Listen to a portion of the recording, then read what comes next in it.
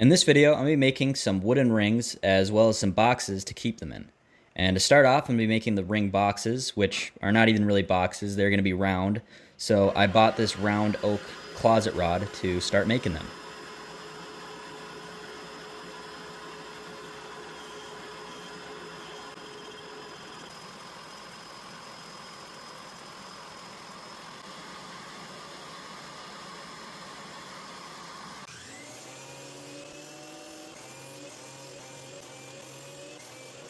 What you just saw me make was the bottom half of the ring boxes, the part that'll actually be holding the rings, and now I still need to make all the tops for these.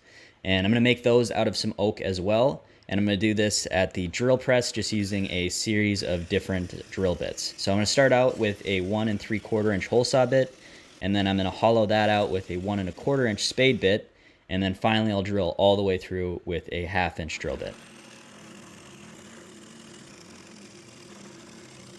For most of these cuts, I didn't drill all the way through the material because I wanted to keep the tops attached to the workpiece to make the drilling process easier. It's easier when it's all just one piece that you're drilling instead of a bunch of really tiny parts. But once I'm done with all the drilling, I can cut these tops free at the table saw. And now I'm going to add a slight roundover with just an 1/8 inch roundover bit. And I'm going to friction fit these tops onto a little piece of closet rod just to keep my fingers a little bit further away from the router.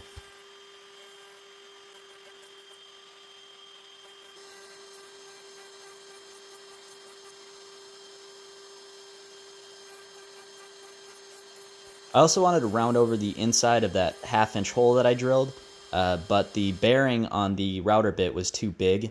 So instead, I'm just going to use a countersink to sort of round over or chamfer that edge. Last step of making the ring boxes, I wanted to add a small cove to each of the box tops to give your fingers something to grab onto. So I made this really ugly jig at my spindle sander to do that.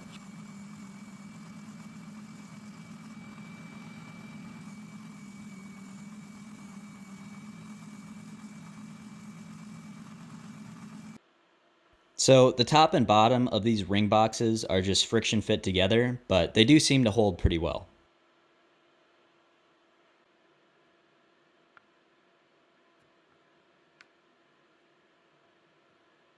Now I have to make the rings, and before I can make the rings, I need to make a custom spade bit that can cut out the ring shape. So I bought a bunch of spade bits, and I'm cutting them out at my mini table saw, and I'm going to make spade bits for all the ring sizes. Right now, I only have spade bits for sizes 5 through 12. I still need to make a size 13 to have a full set, but I still have quite a bit of variety here.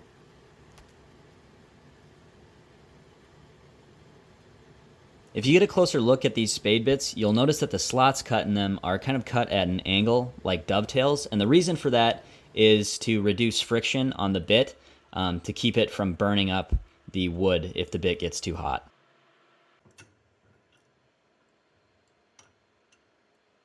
These rings are going to have some metal inlays, so I made this little jig just to keep everything lined up while I drill out those inlays.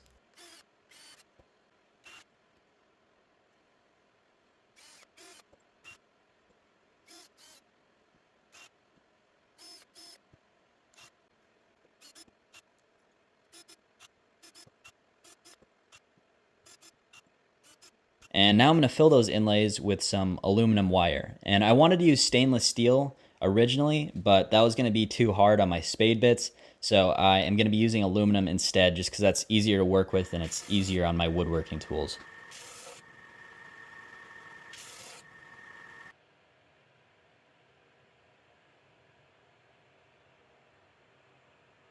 Now to cut out these rings, and I really should have made a variety of sizes here, but I just used the size 8-bit for cutting out all these rings because that's the size that I wear.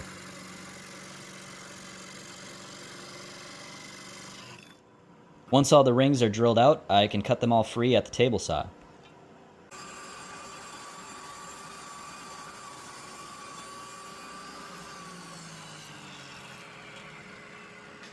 To finish off these rings, I need to get them all sanded smooth, so I wrapped some painter's tape around a drill bit a few times so that it would tightly hold the size 8 rings in place while I sanded them.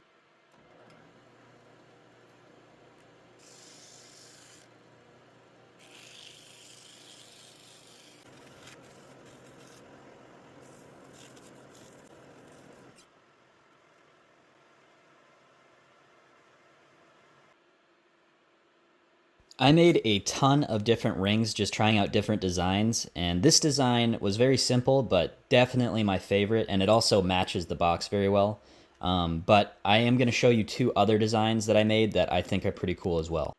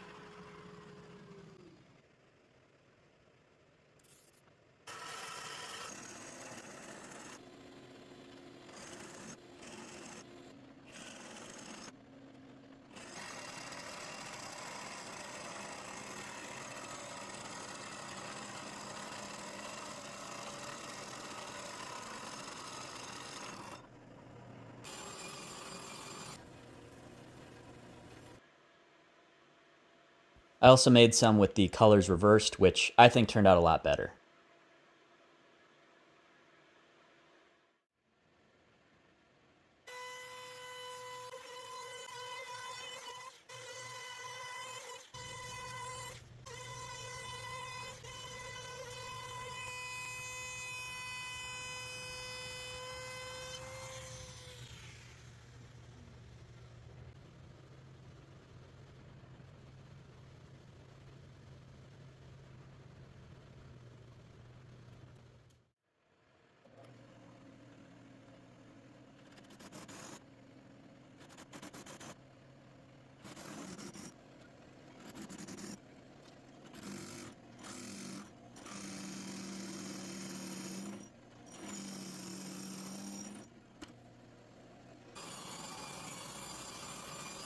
I wanted to add a little moon to this mountainscape ring, and so I'm drilling that out, and I didn't want to do another epoxy pour because that would take a long time, so just for this tiny inlay, I'm just going to use some white CA glue.